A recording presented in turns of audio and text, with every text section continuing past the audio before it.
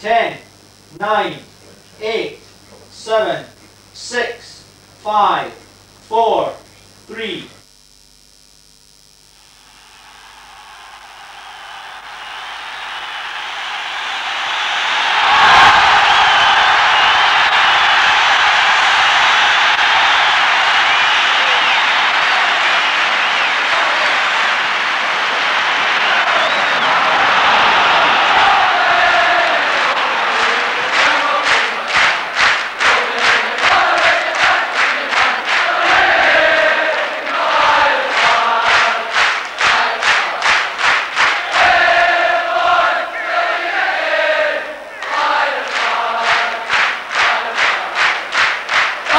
Artists don't have a very large audience. A couple of good gates here at Parkhead and the other place represents all of the people that went to an art exhibition last year in Scotland. An even smaller number actually patronised an artist and bought a painting or a print or a piece of pottery. And yet the basis of art appreciation is all around us. Maybe artists want to take a few lessons in how to pull a crowd.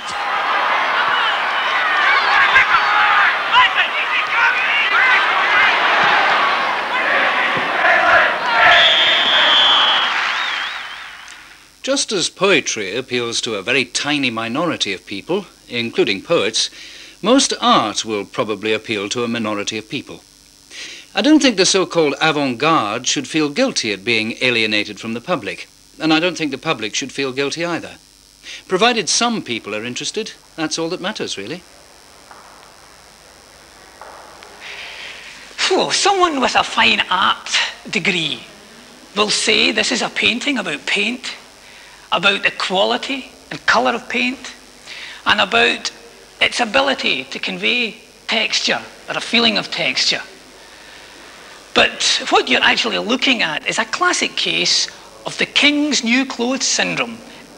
It confirms folks' suspicions about artists and their patrons.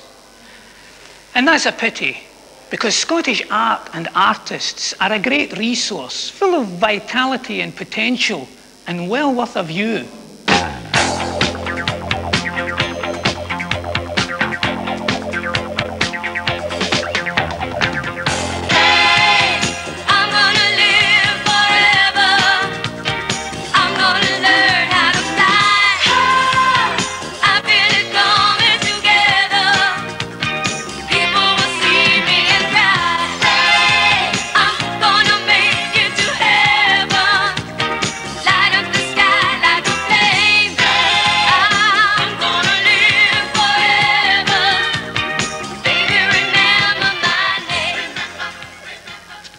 As an artist myself, I find the smallness of art's audience depressing.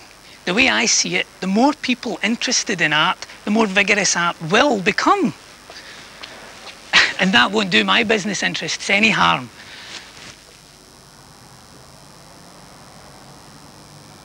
Having undergone a lengthy period of training, without any sustained debate about what this training is intended to equip them for, art students enter the promised land and quickly discover how desolate it really is. Glasgow School of Art annual graduate show provides a good opportunity to see the students' first and sometimes only creative splash of their careers. Did you see 2001, eh? The black box. Here we go. This is the doorway to fame. The artist. Tight squeeze. Just like real life.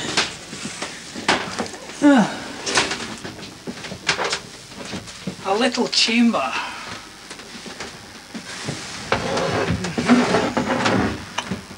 Now,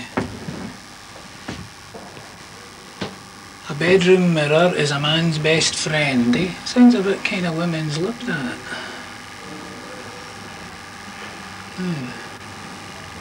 What happens now? There we go, light out. I ordered this clean wood box, square as a chair and almost too heavy to lift. I would say it was the coffin of a midget or a square baby were there not such a din in it. What I hope to do is to continue to work down at Greenock in my studio, you see. And as you say, I don't think we'll sell many paintings or this kind of thing, this sculptural painting, what I call it. But the thing is, there's other options. I'll go and clean windows or do something. After a hard day cleaning windows, though, you'll know, just want to put your feet up in front of the telly and have your tea. No, wait a minute. Yeah. Art school's only been 4 years, you see. It's only been a wee pause. I've been out for nearly 20 years before I came here, so I know what it's all about, earning a living. Could I've you brought not up a family, you see. But could you not say it's a bit of a waste of time having spent 4 years here only to start window cleaning when you leave? Well, I don't know. I'm not saying I'm going to window clean, you see. It just depends on what's round the corner. I don't know. Do you have any commissions? I see your work has kind of religious connotations. Do you have any commissions from any chance of a commission from a church or something like that? I don't think so, because if you really read it right, you'd see it's anti-religion or anti-establishment Christendom. Now, how does an artist fit in Greenock being an anti-establishment Christian? Just take me or leave me. That's it's up to them, Your wife will be worried about you. Have you tried the black box? That's what I want to know. Dark poetic boxes are not for Ken Curry. He has a more direct and openly political approach. But has it any more relevance to the 1980s? The fact is, we're not living in a kind of medieval times now. We've got global communications, things happening on our side of the world we can see in the television. So I think they are relevant. I think they are almost in your back door. And so they have got to be covered by artists. And it's important to make kind of international contacts about international events rather than being really parochial. Do you just decide which subject matter you're going to deal with and then get on with it? That's the way you work? Aye, more or less. Now, what happens about getting I don't want to put it cruelly, but getting rid of these things? What do you do? How do you sell them? How are you going to make a living? Well, that's you're finishing this year, aren't you? Aye, finishing this year. Well, now, the thing is, obviously, it's be a kind of breach of principles to start selling these to people to hang in their living room walls. I'd like these to be hung in public places. It's just there doesn't seem to be much interest. Are you against private art? For particular ones, I'm against. For like things like that, I'm against that being hung in somebody's living room wall. Are you against private galleries? No, I still think it should be. So art can be bought and sold, Well, I don't really think, I think that's bad that it should be bought and sold. The artists have had to be in a situation where they've got to buy and sell their work. How would you make a living then? How do artists make a living if their artwork isn't bought and sold? Well, I tell you, it's really difficult. It's very difficult because the society we live in today does not give any social function to an artist. When you leave art school, do you want to be employed by a trade union or a political party to propagate their idea? And when they ask you to propagate their idea, would you do it willingly, or would you tell them to go and take a run and jump? I'd rather be an independent artist. But if you're not getting any finances, where's your independence? Well, that's the thing is, the state should be financing artists. Like in the Soviet Union, at least the artists, although they've got to do things like paint portraits of Lenin all the time, at least they're employed by the state as artists. Would you only be working as an artist when there's a socialist government in? Well, I think it'd be better if there's a socialist government in, because then it'd be more sympathetic towards an art that was socially committed. It'd be a better environment generally. But in present circumstances, it's very, very difficult. Your 4 years at art school, has it helped you in any way to be a professional? Not about. See, the one thing about art school, it hasn't taught me enough about just technical things about how I go about being an artist, in terms of financial things and who do I phone up to get this exhibition, how do I get them work framed, that sort of thing. I've not learned a lot about that. That seems to be the case is they seem to leave that up to you to decide what you're going to do and all that. But here they don't teach you much. But in fact, you're more or less left to yourself, to find these things out. I don't know anything about how to go about exhibitions or anything like that. I think being in ceramics, we feel that it's a craft and it's near to the public, or it's probably nearer to the public than likes of drawing and painting and that. And we feel that we haven't been taught how to sell our work, and that's obviously very important, because when we leave art school, there's nothing there, because we haven't got the knowledge to put our work over to the public. So most people just flounder and do something else. Like me, I'm not going to continue with ceramics when I leave. I'm going to do volunteer work overseas, I hope to anyway, and then I would like to come back and work in hospitals doing art therapy. That's my plan. Did you set out to do that kind of thing, or would you have liked to work as a potter? Craftswoman. I would like to have continued in a studio situation and worked in ceramics, but I don't feel that I have the knowledge to do that. Is money, having money, I mean, glib folk would say, well, as long as you've got money you can set yourself up in a pottery, but is it the only thing? Is there something else that you need? You need business knowledge. Yes. You need to be taught how to run a business. You need to know what market you're aiming your work for. You need to be taught these things because you don't learn them in here because it's too closed an atmosphere. Students in the product design department know what they want, and they go after it in a confident and aggressive manner. Commercialism is not a bad word. For them, it means success. My design motivation is for the betterment of the situation of many people. People are buying things that are bad design, they're dangerous. I want to try and make things safer and better for people. But that's not all. I mean, there are many forms of education. That's just one part of my work. I'm not just a designer who makes safe things. The way I present myself, the clothes I wear, the things I do. It's all part of, getting people to question, why not? My very lifestyle is a question mark, and that's very important. And it's for the punters. It's not, just for the art farts. Do you see art and design as having a morality? I see next door there's a fellow designed a wheelchair for. Now that seems a very proper and sort of high moral thing to have a go at to design. Would you choose your projects with a morality in mind? That depends how hungry I am.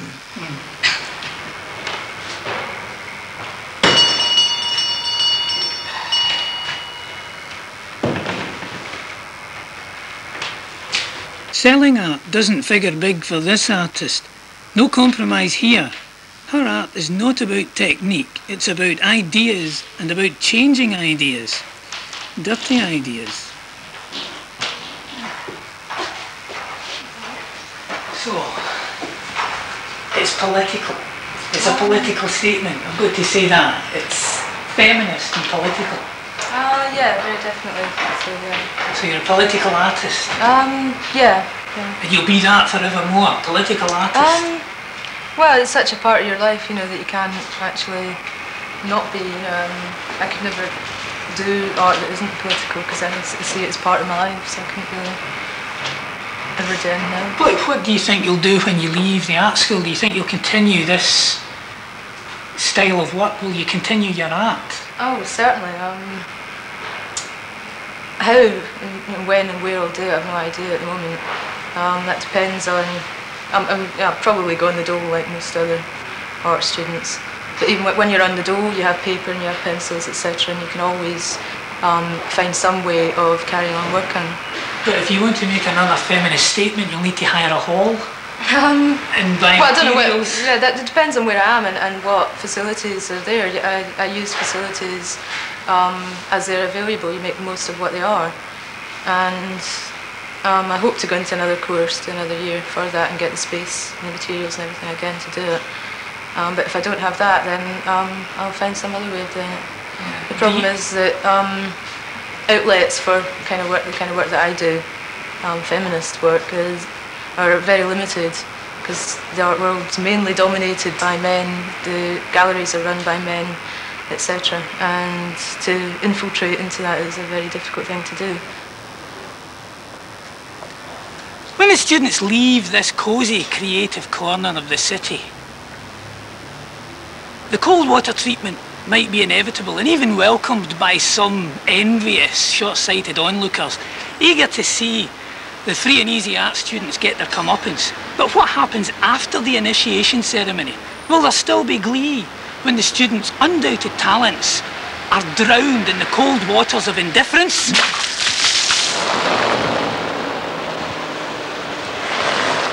The art world is a very tight little world. It has capital investments, such as dealers' galleries, stocks, artists, and their work. Fundamental technical change is definitely not desirable in such circumstances.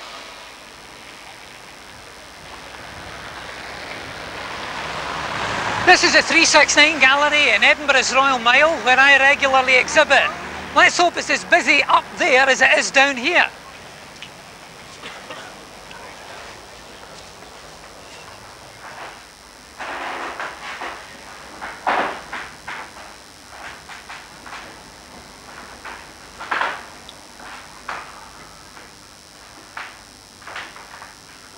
Scottish art is what the 369 is all about.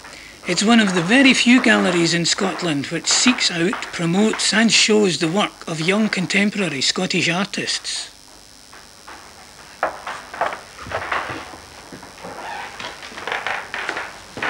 There's no one here.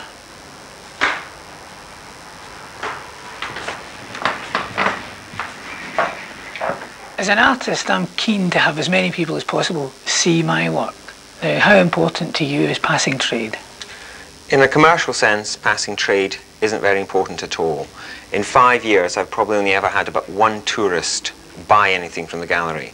I mean, tourists aren't going to buy a large frame painting, then put it into the suitcase or carry it off in a plane. So to that extent, it's not important. But I do care that people see the paintings. I mean, it's not just selling them that matters. So therefore, there's a big sign outside. It's advertised everywhere, the gallery. So I want as many people as possible to come up and look at things. Is it very difficult to sell in Scotland, or more difficult than anywhere else? No, I mean, I know of London galleries which say for the last 3 or 4 months that they've hardly sold a thing. And I'm still steadily selling things. I don't think it's any more difficult to sell to people who care about art in Scotland. But one major difficulty in Scotland, which London galleries don't have to deal with, is commercial buyers. There are almost no commercial buyers in Scotland. Architects should be buying Scottish art, work by young Scottish artists, for all foyers of new buildings, banks, office blocks. Hardly ever bought. They will go to London and buy a set of appalling prints at a high cost. And banks, businesses could put a little bit of money into art, but they don't. And that's very sad, I think. On that subject, what kind of help do you think could be given to small galleries to have a go? Well, I would like to think of Arts Council grants being given to galleries almost like development grants from the SDA. So that for a couple of years to get a gallery started off, the Arts Council would give it a grant. But it shouldn't become dependent on Arts Council money. And they're like alcoholics. They need more Arts Council money every year. I don't think it should be like that, because if a gallery is like that, it doesn't fulfill a proper dealing function where it sells paintings for the artists, so that the artists can live through their work, become professional artists, and so that they promote artists. Professional, right to the tip of his paintbrush. David Donaldson is the Queen's portrait painter in Scotland. The title reflects the measure of success he has had as an artist. I think one has to presuppose an audience. You know, if one writes a poem, you assume that someone's going to read it. You know, and clearly, if you paint a picture, you understand someone's going to look at it. So you've got to think, one, how are you going to present this? You know, has it any value? I'm not talking here of necessity of any sort of thought value, but I mean it's got a commercial value. I have to tell you, I must have been about 50 years old before I tumbled to this. Now, do you ever have the difficulty that I sometimes have if I sell a print for 20, 30 quid? Yes. That's a reasonable amount of money, and I think, am I only selling to folk with money, kind of thing? Is that just a certain section? I mean, sometimes I don't say I lose sleep over it, but do you? Well, this is yeah. I lose sleep over other things actually, but I don't think one can take that stance. I mean, because the world is not perfect, as you know well, and we haven't somebody hasn't arranged our affairs, you know, just so splendidly that honour and decency can always pertain. And regretfully, there are those people in the world, perhaps, who can't eat caviar. Ours is a luxury trade. You mentioned earlier on wistfully working in a studio. Yes. And producing a good piece of work. Yes.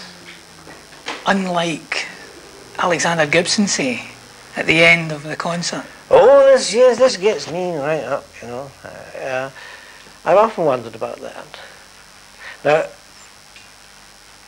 Alec is a good friend of mine, and his kind produced for our enjoyment certain magics. That is undisputed. But oh, how I envy these men. You know, when the concert goes well, and the final note's played, and everybody roars and cheers, and it's super, great, well done, have a nice time, and so on and so on. But any painter who's in his own private studio, all by himself, and he may, by the grace of God, commit 2 or 3 bits of colour importantly, and there's not a soul. Nobody says, well done, Dave, right? You just got to stick it. You say, well, you know, that's not bad, right? But I think one would be human enough to just to have a kind of magic audience suddenly can say, and you know, great claps and roars. Well, by God, you put these colours together beautifully. But it isn't that way. And it is a lonely and sort of sad business too.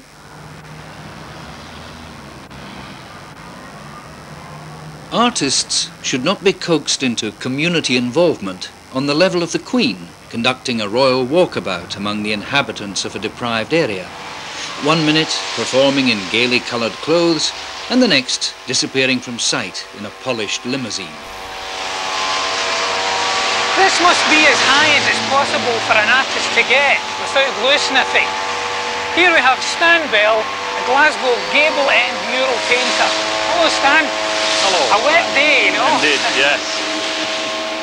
Can you tell me what got you started on the mural painting? Well, I was first of all invited by the Arts Council to take part in a competition. They decided to have 4 experimental gable ends back in 1975. And I was one of the 4 artists chosen to carry out this experiment. Now, 1975 was probably the worst time in Glasgow for the redevelopment. The motorways were being built, houses were being knocked down, and so an awful lot of gable ends were being left raw and very unattractive. And one of the Arts Council officers, Bill Buchanan, had paid a visit to America, had seen over there a number of exterior murals, and decided it might be suitable for Glasgow. This building itself was due for demolition. And I mean, it's part of the story of a lot of the tenemental property in Glasgow, which was earmarked for demolition. And the people who lived in the district were very much against this and had thought of various kinds of schemes to save the buildings and have them rehabilitated. Now, the Queen's Cross Housing Association is one of the housing associations that sprung out of this movement. The building was due for demolition, but the tenants themselves fought to have it saved, and eventually it was decided to do that. And as part of the rehabilitation, they decided to have a painting done in the gable here. The Queen's Cross Housing Association therefore initiated it. The Arts Council paid for it with the help of the city. I mean, the District Council supplied scaffolding, etc. The tenants, we had discussions with the tenants about the design and the colour scheme, etc. That was what I was going to ask you. How do you feel about people having a say in what you paint? Well, I feel that, I mean, this is one of the things that one had to come to terms with. To start with, naturally, I thought purely in my own terms, my own imagery. And this is my own imagery, I must say. But I obviously had to take into account, if you're going to work in a public art field, you've got to take into account the fact that you're addressing a public, not a selected group of people who go to an art gallery who are sort of self-defining in a sense that they have a particular vocabulary about art, but art like this is going to be seen by people who normally wouldn't go into an art gallery.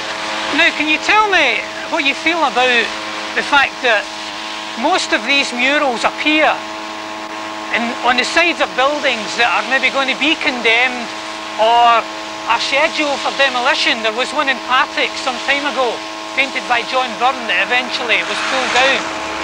Do you see a kind of ghetto art developing there, where the murals are only seen on the parts of town that are going to disappear quite soon?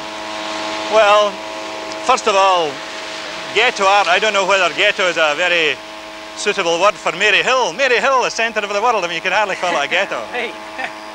But I take your point. It was the one that you're referring to in Partick was one of the 4 experimental gables that we did, I referred to earlier. And although it was a very bold idea, it was a bold idea, the first ones to put these very large paintings in the ends of buildings. In a very Scottish, a cautious, Calvinistic way, what we said is, we'll do this very bold thing, we'll put them on buildings that are going to get knocked down anyway, so if anyone objects to it, we'll say, don't worry about it, we're knocking down the building, you see. So that was the reason for that, but I think in this case, and in the case in Govan where we did one, and down in York Hill, the buildings in fact are being renewed, being renovated, being given a new lease of life. And in a sense, the gable painting is, I think, a kind of affirmation of this, sort of optimistic thing, a feeling that, well, we are doing something to the district, we're alive, we're kicking, we're going to go on for some time yet. And that's what I hope that this kind of painting does convey, that. Some of that, anyway. Everyone face the camera. The summer art course for Glasgow school pupils at Castletown and the Firth of Clyde, if the difficulties facing artists are to be tackled, then it's got to start with this crowd. As long as you're looking this way.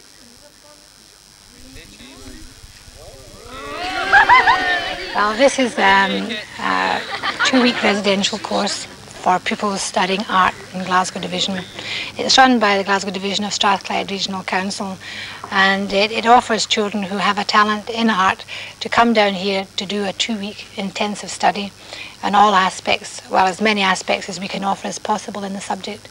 We do in-depth drawing, painting, block printing, etching, printing, batik, and a number of other subjects. It's really to take those people who have a talent in art and take them away to obviously a rural environment, and having come from an urban one, we're giving them a different subject matter. And what we're trying to do is we're trying to stretch them and make them very conscious of the fact that in a school situation, the 1 hour period or the 2-hour period is not what they would expect later in an art school or a college of building or whatever they go to. That they would be working a long day, and this is the opportunity that they get here to work from 9 o'clock in the morning to 9 at night, really stretching themselves, doing various kinds of artwork. Do you think you could contribute in any way to the general furthering of the arts in Scotland? I think so. I think out of 80 children you're going to have perhaps maybe a third of that group who are actually going to be the doers and top graphic artists and painters, etc. But the others will, I think, eventually become appreciators, and by with the knowledge that they've gained down here, hopefully that maybe they'll become appreciators or buyers of paintings, or people who will be more discerning in future. And not all of them might go on to art school. Some of them might do fine arts. Some of them might take just ordinary jobs. And hopefully what they've learnt here will stand them in good stead in terms of quality of life. In the end, we rely on the politicians to finance that quality of life. There is no point in our convincing ourselves that art education needs to be second-rate. Now, that doesn't mean that we become totally elitist in our distribution of resources. What it does mean is that we make sure that we keep standards up. And that means that we do make sure that those who have a specialist talent and something to give to the broader art scene and the education scene more specifically have the opportunity to develop those talents on courses like this. This is one small part of the arts education scene within Strathclyde, but I think it has a central place in maintaining standards at the very highest that we can manage.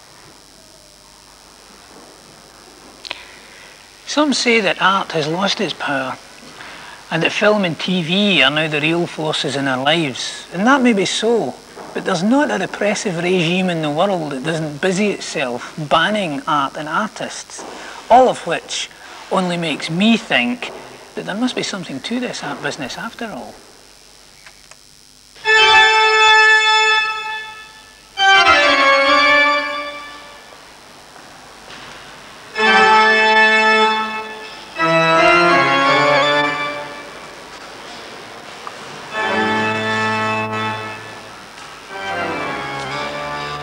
Accessibility means not only giving access to more people in more places, but also offering opportunities to people of all classes, giving them a wider range of choice and enabling them to learn about the arts in greater depth. In the end, there is no formula for putting art on the map, no manifesto. Making art more accessible and more available, however, does seem a good way to start. And here at Kelvin Grove Art Gallery and Museum, they are having a go. From Rembrandts to rhinoceri, from old mummies to young printmakers. It's all here. And the coffee is quite good too. I can turn my hand to just about anything that I want to. I will have to. You know, if I can't make a go of this, I'll do something else. I'll be successful at it. Weirdo, doing things to shock, and being poor, dying in a gutter somewhere. That is, you know, the traditional stereotype of the artist. And if I can avoid all of those, I certainly shall. Paintings don't sell themselves. Even the best paintings don't sell themselves. I mean, if one had a Rembrandt in here, it wouldn't sell itself. You would still have to sell it. I don't think that's a bad slogan. Why not go out of the gallery and come into the street? That's what the people are, after all. I would say that education is about understanding, it's about appreciation, it's about seeing beyond the immediate appearance of things. And I think the artist has as much a part to play as the philosopher or the teacher in that experience. We've been in the desert. Don't interrupt. We've been in the desert, you know, where it would all appear empty, and we've brought back some wonderful things and we've placed in front of you. Look at that.